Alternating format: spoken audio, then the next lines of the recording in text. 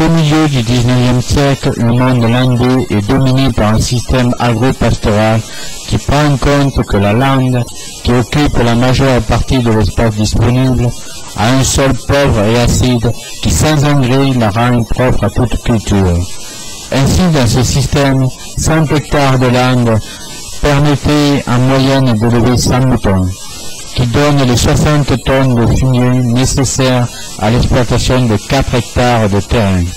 Celui-ci peut produire les 3200 kg de farine de seigle, suffisant pour obtenir 4000 kg de pain. Cette quantité de céréales pouvait nourrir une famille de 8 à 10 personnes pendant un an. Ainsi, si les paysans landais semblent être des éleveurs de moutons, la raison principale de cet élevage n'est pas la production de viande ou de laine, mais celle d'engrais sous forme de fumier pour permettre la culture intensive des terres agricoles qui ne représentent pourtant qu'environ 5% du territoire.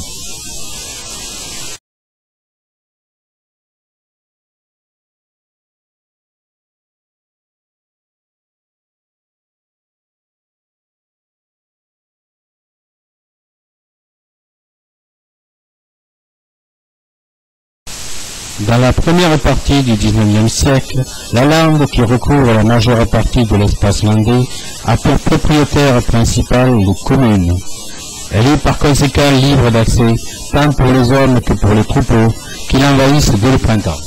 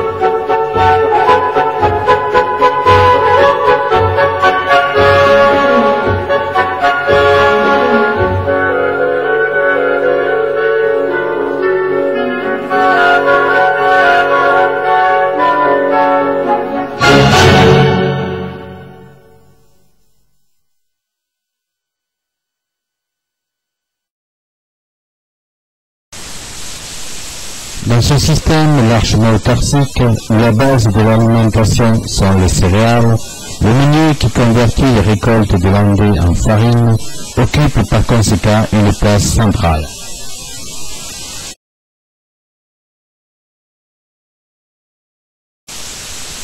En hiver, le maître, le propriétaire, qui voit dans ces animaux de près l'un de ses signes extérieurs de richesse, n'hésite pas à partager son habitation avec eux. Le mouton étant essentiellement élevé pour la production de fumure, c'est ainsi le cochon qui est la source principale de consommation de viande du landais. Chaque foyer élève et engraisse celui-ci dans un petit enclos, le courtail. L'abattage du cochon, qui a lieu à Noël ou à Pâques, constitue l'un des grands moments de la vie sociale du landais.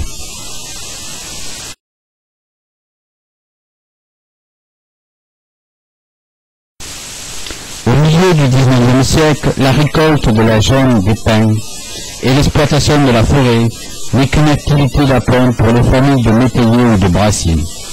Elle deviendra leur activité essentielle, sinon exclusive, dès avant la fin de ce même siècle. Au système agro-pastoral traditionnel va se substituer en effet un système sylvicole tourné vers le marché national et international.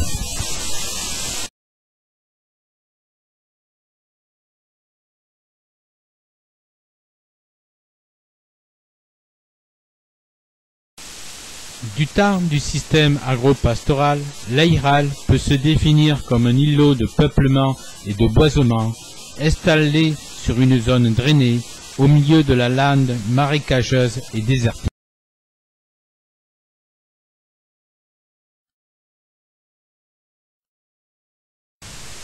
C'est une terre collective autour de laquelle s'organisent les oustos ou maisons landaises d'une communauté autonome qui, généralement, se compose de plusieurs familles de propriétaires, de métayers, de brassiers et d'un meunier.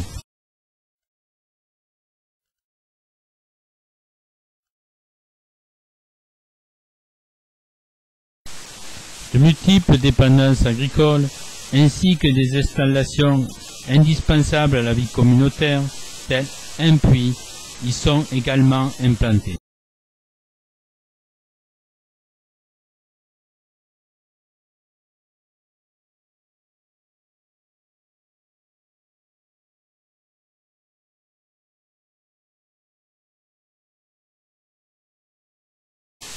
Dans l'Aïral, les hommes ainsi que leurs animaux de ferme circulent librement. En effet, dans cet espace, seuls sont en principe clôturés les jardins, parfois attenant aux maisons, ou les champs que l'on cultive à sa périphérie.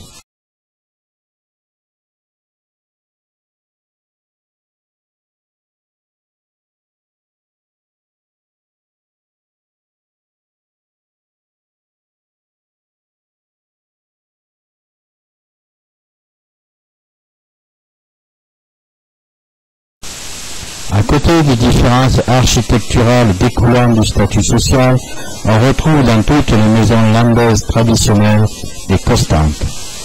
C'est le colombage ou charpente autoportante dont les poutres les plus longues sont en bois de chêne qui assurent la solidité des constructions. C'est aussi le remplissage du torchis, simple mélange de paille et d'argile tenu par les asparins qui constituent le mur.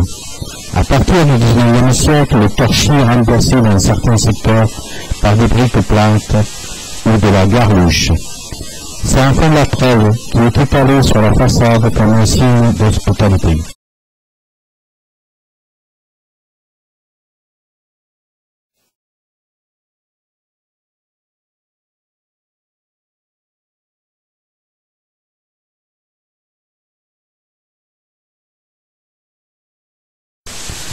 La maison landaise du maître ou du propriétaire se caractérise d'abord par son auvent, qui est un signe extérieur de richesse.